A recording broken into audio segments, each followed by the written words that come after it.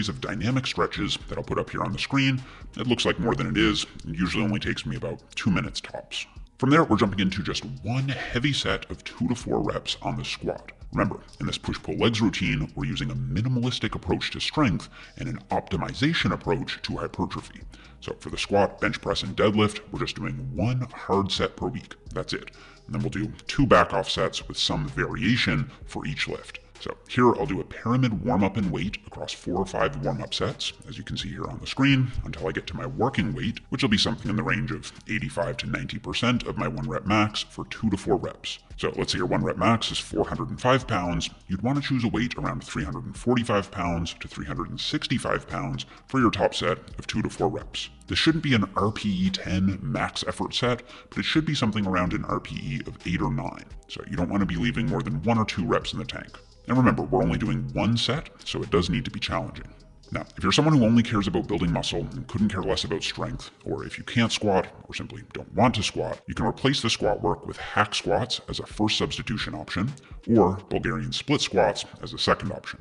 In either case, to make it a bit more hypertrophy focused, you can just boost the rep range to 4 to 6 reps instead of 2 to 4 reps and keep everything else the same.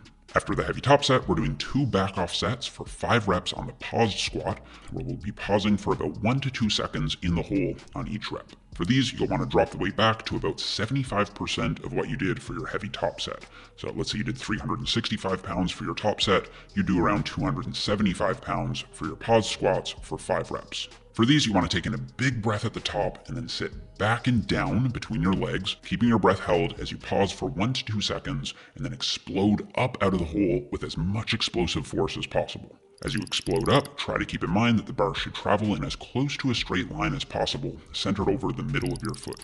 And in general, I like pause squats because doing 5 paused reps is a lot harder than doing 5 normal reps. That's because when you pause, you lose any stored elastic energy in your tendons, which forces your quads and glutes to overcome the load from a dead stop. And because they're so much harder, this means you're forced to use lighter weights, which means you can get the same hypertrophic stimulus with lighter loads and less overall joint and body stress. Pausing also helps ensure that you're reaching proper depth on each and every rep and can help ingrain good technique habits for any heavier sets you do as well. Okay, after squats, we're moving on to 3 sets of 8 to 10 reps on the barbell Romanian deadlift. Just a quick technique recap here. You want to lift the barbell off the rack, take 2 or 3 steps back, push your hips back as the weight drops down, and then reverse the motion once the bar gets somewhere between just below knee level and mid-shin level, or at least before your lower back starts to round. Then you should reverse the motion by lifting your chest up and thrusting your hips forward. A little knee bend is fine, but you should try to keep a more or less vertical shin angle, keeping the bar in tight and centered over the middle of your foot. Now, there are 2 common concerns I hear about RDLs. The first is that some people say they only feel it in their lower back, not in their hamstrings. And if this applies to you, the first thing I do is make sure that you're not letting the barbell drift forward away from your legs. This can cause the low back to take over in order to pull the bar back in. Remember that the bar should be moving straight up and straight down. I also find that wearing a belt can help with this issue. Even though EMG data shows that overall, wearing a belt shouldn't substantially reduce lower back muscle activity, I do find it helps me to direct more attention to my hamstrings and reduces that uncomfortable lower back pump that you can sometimes feel with RDLs. Now, obviously, the spinal erectors have to contract on RDLs to prevent you from just curling over, so it's impossible to completely take the lower back out, but you can shift the emphasis to the hamstrings a bit more with those 2 tips. Another common question I get is how to target the hamstrings more versus the glutes more with RDLs. This one's pretty simple. If you want to target your glutes more, think about squeezing your glutes to move the weight, and then you can optionally squeeze your glutes together at the top of the lift. That glute squeeze, honestly, probably isn't doing a whole lot on its own, but can help some people sort of find the muscle better. With this cue, you can almost think of the lift more like a vertical hip thrust. On the other hand, if you want to make it more hamstring dominant, I would just completely cut out the top 10 to 25% of the lift. This will keep more of the emphasis on the hamstring stretch in the bottom half, and you can even add a little pause at the bottom to accentuate the stretch further.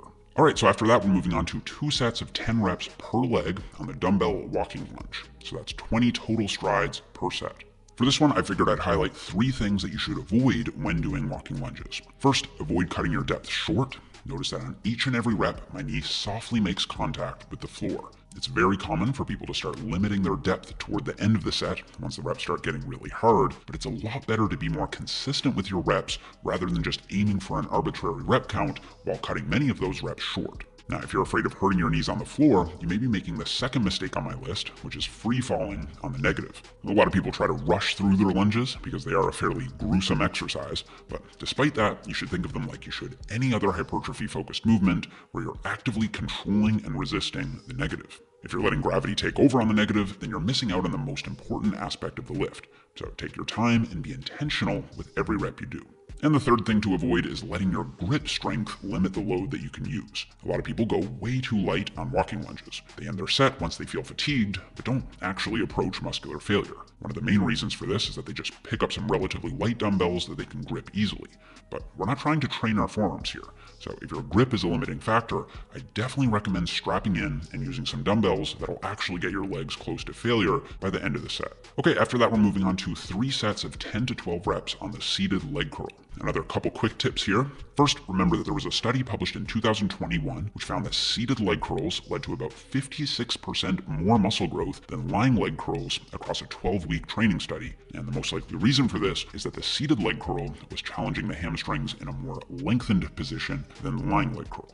In other words, you can load the hamstrings with more stretch when you're seated than when you're lying. However, if you set the seat too far back, you actually lose a lot of that stretch. So you want to make sure that your torso is positioned far enough forward on the machine that you feel a solid stretch in your hamstrings before you start the set. If you don't feel any stretch in your hamstrings in the starting position, you may not have the seat up far enough, or you may want to lean forward over the machine a bit until you feel that tug of passive tension in your hamstrings. Also, remember that the hamstrings cross both the hip joint and the knee joint, so pointing the toes in or out by rotating the legs at the hip does seem to impact which area of the hamstrings is emphasized. At least EMG evidence shows that the inner hamstrings activate more when the toes are pointed in, and the outer hamstrings activate more when the toes are pointed out. So for this one, you can think of pointing your toes in the direction of the region you're trying to emphasize. Point them out for the outer hamstrings and point them in for the inner hamstrings. Of course, because EMG readings have never been formally validated as being predictive of long-term hypertrophy outcomes, you should think of this suggestion as just something to play around with rather than a proven fact. But since we're doing 3 sets here anyway, why not point the toes slightly out for the first set, slightly in for the second set, and then straight ahead for the third set. Of course, if you feel your hamstrings working much better with one toe position over the others, I'd simply roll with that one. And if either position feels awkward or uncomfortable for you, there's no reason that you have to do it, but assuming they all feel fine to you, why not switch it up from set to set for some variety. Okay, up next we're doing 4 sets of 10 to 12 reps on the leg press toe press, and I like doing this movement for the calves because after a high volume leg day like this one, you can just sit down and give your back and your hips a little break while you focus entirely on the calves. Now, similar to the leg curl, pointing your toes in different directions can impact which region of the calves are emphasized, except unlike with the leg curl, we can say this with much more confidence for the calves because we actually have a long-term training study that measured muscle growth directly. This is a figure from a 2020 study that had 22 subjects train their calves for 9 weeks with either their feet pointed out, feet pointed in, or feet pointed straight ahead. And as you can see in the figure, pointing the toes out grew the medial or inside part of the calves better, while pointing the toes in grew the lateral or outside part of the calves better. And pointing them straight ahead grew both the inside and the outside pretty evenly. So this tells us that if you're trying to grow the outer calves a bit more, you should consider pointing your toes in. If you're trying to grow the inner calves a bit more, maybe so they're more visible from the front, you should try pointing your toes out. And since we're doing 4 sets here, we might as well experiment with the different positions. So I'd suggest pointing them out for set 1, pointing them in for set 2, and then pointing them straight ahead for set 3 and 4. Or, again, similar to the leg curl, if either position feels particularly awkward for you or significantly limits the amount of load you can use, I'd just go with the position that you feel strongest and most comfortable with. And then to finish off the workout, we're doing 3 sets of 10 to 12 reps on the decline plate crunch. I find that direct ab work doesn't fit perfectly into either the push, pull, or leg day, but I tend to put ab work on my leg days just because most ab work will also work the hip flexors, which will be nice and warmed up after all that leg work. So for this one, you want to hold a plate to your chest and focus on squeezing your abs together. Don't just hinge at your hips, that'll mostly target the hip flexors. Instead, allow your lower back to round as you squeeze your 6-pack together. And over time, you should be keeping track of the weights you're using and the number of reps you're hitting while aiming to add either some weight or a rep from session to session. This will ensure that you're actually progressively overloading your abs and triggering their development. And just a few overloading sets like this will do a whole lot more for increasing that pop factor on your midsection than pretty much any amount of cardio-style ab circuits will, and in a fraction of the time.